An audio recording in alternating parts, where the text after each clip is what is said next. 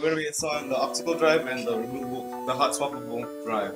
So let's begin. First part, you want to remove this little plastic from the top and insert the optical drive.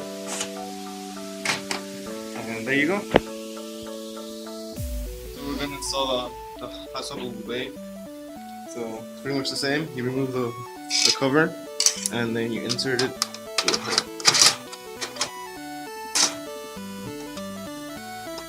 And that's it. And that is take a power cable to your drives, and this one to your optical drive. And that's it.